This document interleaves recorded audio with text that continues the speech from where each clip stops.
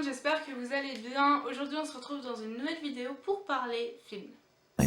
My knees, and when I feel broken, you help me find my feet. Donc vous l'avez vu dans le titre, aujourd'hui on se retrouve pour un top. Enfin, ça va pas vraiment être un top, ça va plus être une liste de films originaux Netflix, donc qui sont sur Netflix, qui sont vraiment créés par Netflix. Du coup, il y aura plusieurs styles de films, je les ai triés par catégorie et du coup, je vais vous les dire. Du coup, je me munis de mon téléphone puisque j'ai la liste du coup que j'ai faite dessus. Du coup, on commence avec la première catégorie qui est la catégorie romantique et comédie romantique. Et là, il y en a, j'ai 7 films Netflix du coup à vous présenter dans cette catégorie. Du coup, on va commencer tout de suite. Le premier, pas des moindres, puisque c'est celui, je pense, que je préfère de la liste. Et d'ailleurs, le 2 est en préparation. C'est le film À tous les garçons que j'ai aimé, qui est adapté d'un roman d'ailleurs. Voilà, et en tête d'affiche, du coup, on a Noah Centineo dans le rôle de Peter Kowalski. Et je me souviens plus du nom de l'actrice, je vous mettrai quelque part par là. Dans tous les cas, là, vous aurez l'affiche du film. Donc ça, franchement, c'est un film qui est super feel good. L'été, si vous savez pas quoi regarder, regardez ce film-là. C'est bon, il vous fait passer du bon temps et franchement, il est mignon et voilà. Bref, voilà, mon petit côté romantique refait surface. Bonjour. Du coup, voilà. Ensuite, le deuxième film romantique, comédie romantique que j'ai à vous présenter, c'est The Kissing Booth avec Joey King en tête d'affiche principalement. C'est un film pareil que j'aime beaucoup, qui est également adapté d'un roman et qui est juste waouh. Pareil, il est super mignon. Voilà, c'est trop bien. Il y a une histoire d'amitié vraiment forte. Et une histoire d'amour aussi forte et puis voilà, franchement, pareil, un film qui est super feel good, voilà, si vous savez pas quoi regarder, regardez ça et c'est sûr que vous allez passer un bon moment. Troisième film, également adapté d'un roman, c'est le film Dumplin', voilà, Dumplin', qui est un film pareil, vraiment super bien. On est un petit peu dans l'ambiance, un petit peu country dans ce film. Et on est aussi dans l'ambiance un petit peu des Miss, d'élections de Miss. Mais je vous rassure, c'est pas l'élection Miss France où on regarde des asperges, où on se dit putain, mais comment elles font pour être aussi grandes, aussi comme ça, et voilà. Là, non, pas du tout. On passe un super moment à regarder ce film. Et quand on est dans la même situation que le personnage principal, et je peux vous dire qu'on la comprend et que on sait tout ce qu'elle vit et du coup voilà. Donc franchement pareil, ce film est juste dingue, je l'ai totalement adoré, je l'ai regardé plein de fois, il est vraiment pareil super beau, super doux, super cute et il est aussi drôle et franchement voilà, franchement ce film est super bien, super cute et pareil, on passe un super bon moment quand on le regarde. Quatrième film que j'ai à vous présenter, il est sorti il y a pas longtemps à l'heure où je vous tourne la vidéo, c'est The Perfect Date, également avec Noah Centineo, donc qui joue dans À tous les garçons que j'ai aimé. Et là, ce film est trop bien. Pareil, très feel good, comme toutes les comédies romantiques au final. Et franchement, c'est assez drôle, à regarder. C'est assez drôle de voir ce gars qui change de plein de facettes pour pouvoir avoir assez d'argent pour aller dans l'université qu'il veut. Et franchement, le concept est un petit peu tiré par les cheveux. Mais quand même, faut être un génie quoi, pour trouver cette idée. Voilà, bref. Pareil, ce film est super bien, je l'ai adoré. Et puis voilà. Cinquième film, et là c'est un film plus de Noël, c'est Violet Calendar avec Kate Graham, donc on connaît dans son rôle de Bonnie Bennett dans la série Vampire Diaries. Ici, elle est dans un tout autre style, étant donné que c'est une comédie romantique pour les fêtes de Noël. Ce film est super beau, super doux, super feel good, pareil, ça reste une comédie romantique. Du coup, franchement, si vous savez pas quoi regarder, si vous voulez pas vous prendre la tête, vous pouvez regarder ce film sans problème, il est super bien. Et franchement, si vous le regardez pendant les fêtes de Noël, bah ça tombe plutôt bien parce que ça a un rapport et puis voilà. Je vais pas trop vous en dire. Dans tous les cas, vous aurez tous les noms des films dans la barre d'infos, comme d'habitude. Ensuite, avant-dernier film de cette catégorie, c'est Sierra Burgess is a Loser. Également avec Noah Centineo, voilà, décidément on le trouve beaucoup et il aime jouer dans les comédies romantiques, je pense. Ouais, je pense, parce que c'est quand même le troisième de la liste. Bref, et donc là, voilà, pareil, feel good, vous pouvez le regarder quand vous voulez, c'est trop bien. Ce film plein de surprises, il est juste trop bien. L'histoire, pareil, est un petit peu tirée par les cheveux. Elle est un petit peu tirée par les cheveux. Mais on passe un super moment avec tous ces personnages et pareil, franchement, après c'est pas forcément celui que j'ai préféré, c'est vrai que voilà, j'avais préféré d'autres par rapport à celui-là, mais c'est vrai que celui-là est quand même bien et on passe un bon moment quand même avec celui-là et du coup voilà. Ensuite, le dernier de cette liste-là, donc comédie romantique et romance, c'est le film Isn't It Romantic avec Rebel Wilson. Rebel Wilson qu'on connaît grâce à son rôle Patricia. Ouais, de Patricia dans Pitch Perfect. Mais je me souviens que de son prénom. Je sais qu'elle a un surnom, mais je me souviens que de son prénom. Bref. Et du coup, dans Pitch Perfect, elle interprète Patricia, elle est australienne, je crois. Ouais, elle doit être australienne. Bref, ici, tout autre style, puisqu'on suit du coup Rebel Wilson, qui est une femme qui ne croit absolument pas en l'amour et tout ça. Et disons qu'un jour, elle va recevoir un petit coup sur la tête, un petit coup qui va la faire dormir pendant un petit temps.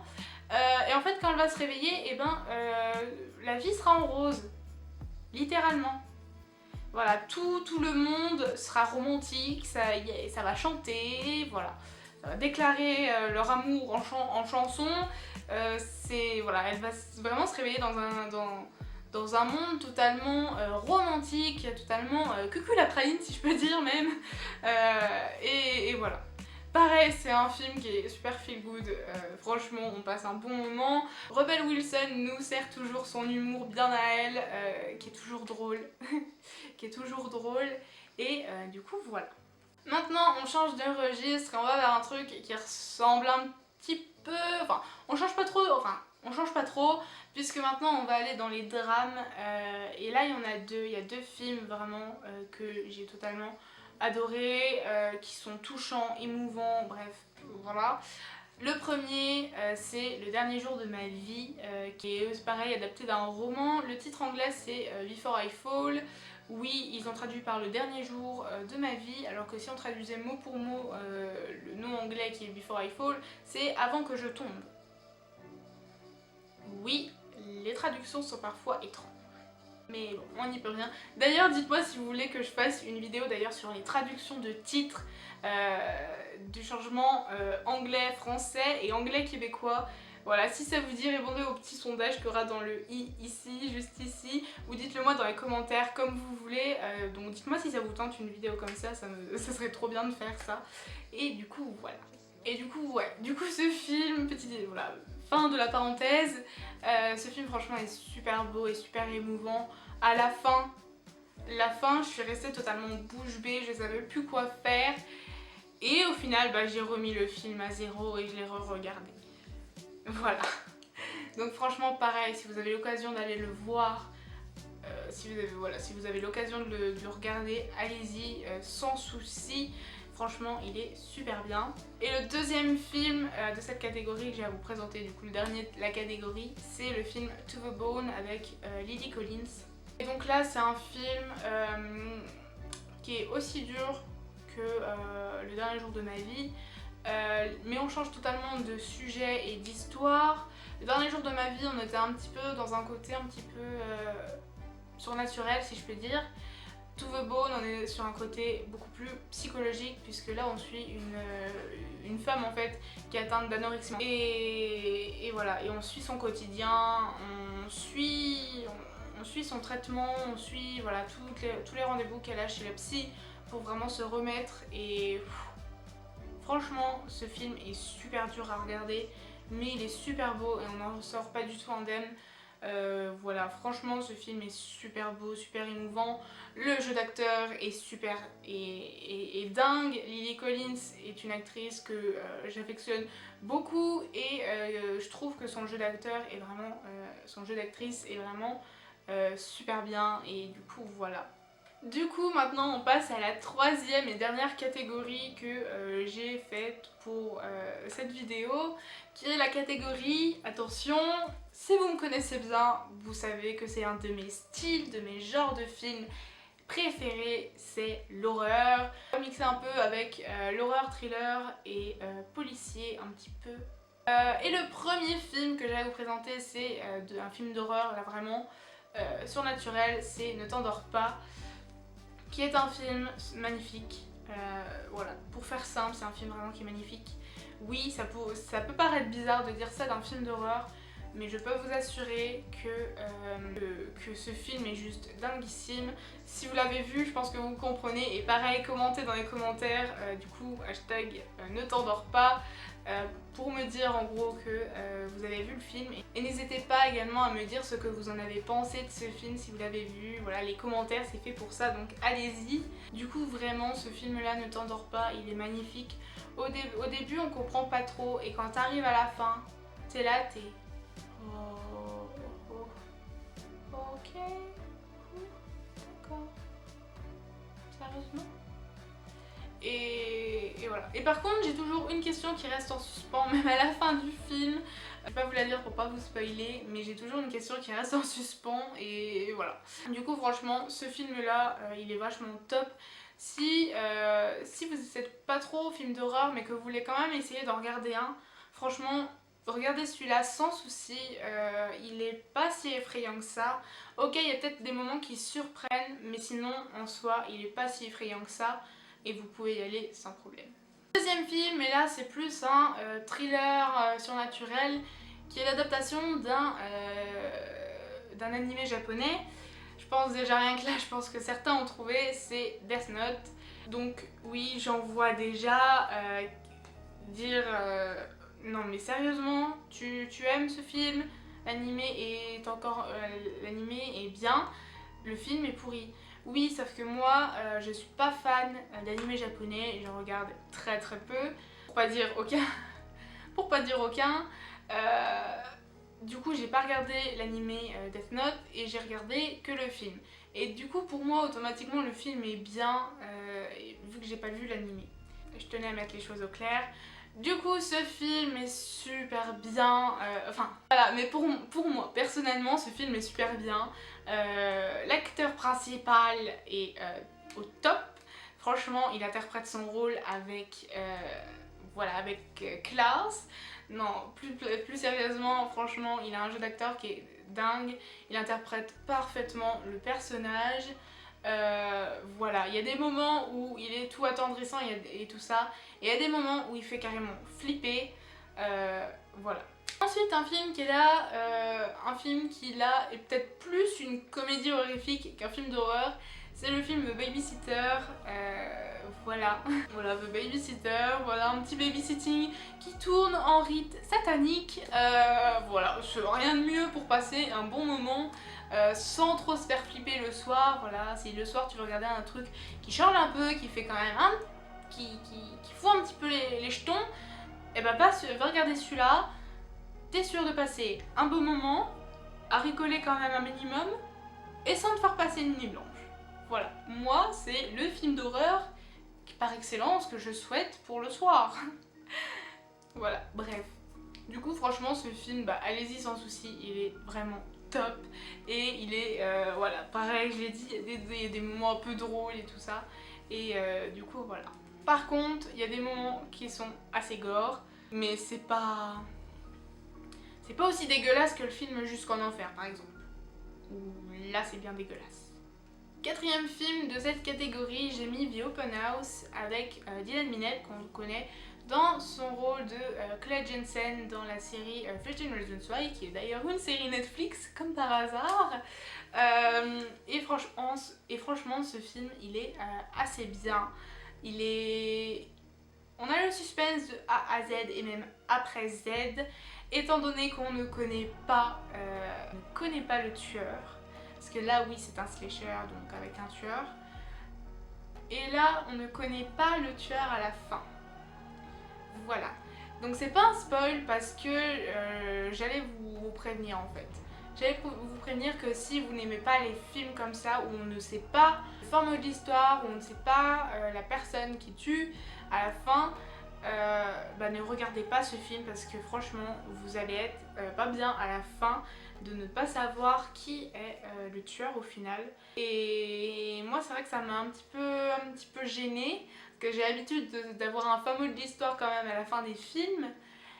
Mais là on n'a rien du tout et franchement voilà. Mais du coup on sait pas trop si c'est une personne qu'on a vue dans le film qui tue ou si c'est une personne genre un tueur voyageur, on ne sait pas, on n'a pas le format de l'histoire et c'est vrai que voilà, ça donne un charme au film, je dis pas le contraire, ça donne un charme au film, mais après c'est vrai que si on n'aime pas forcément les fins comme ça, c'est un petit hic quand même.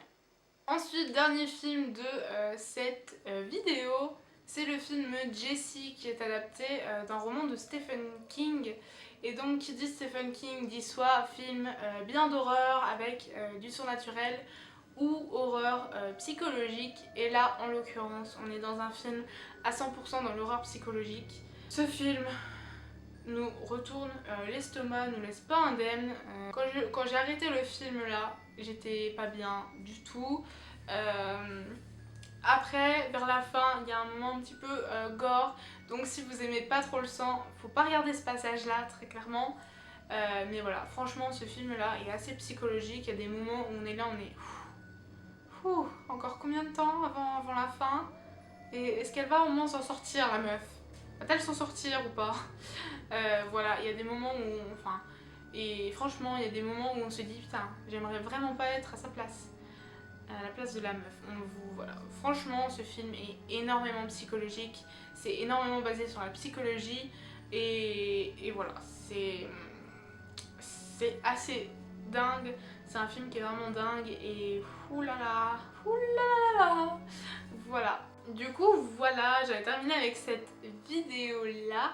J'espère qu'elle vous aura plu, dites-moi dans les commentaires si ça vous a plu. Et aussi dites-moi si ça vous tenterait une vidéo dans le même style, mais cette fois-ci une liste de séries Netflix du coup, que j'aime plus ou moins. Du coup n'hésitez pas à me dire tout ça dans les commentaires. Et du coup voilà. Après si vous n'avez pas Netflix, pas de soucis. Dans la barre d'infos, vous trouverez deux liens vers deux sites différents de streaming. Car oui, faut pas croire, je regarde pas les séries et les films que sur Netflix ou la télé ou en DVD. Je regarde également en streaming. J'avais fait référence d'ailleurs à des sites de streaming dans ma vidéo Tag Série Addict. Je vous mets le petit lien dans le i juste ici. Vidéo qui date un petit peu et bref. Du coup voilà, j'espère que cette vidéo vous aura plu. Moi j'ai vraiment adoré la faire, j'aime beaucoup vous faire des listes comme ça. Du coup si vous avez aimé, n'hésitez pas à mettre un petit pouce en l'air, ça fait toujours plaisir, ça montre que vous avez aimé. Après si vous n'avez pas rejoint encore la Sweetie Family, et ben n'hésitez pas à appuyer sur le petit bouton rouge juste en bas pour la rejoindre. Et n'oubliez pas d'activer la petite cloche de notification pour être au courant des sorties vidéo. Du coup, moi je vous fais de gros bisous et je vous dis à la prochaine dans une nouvelle vidéo. Portez-vous bien, bye. Mais je te dis bye bye si tu fais du sale. Je rêve de toi, je ne pense qu'à toi et mon cœur fait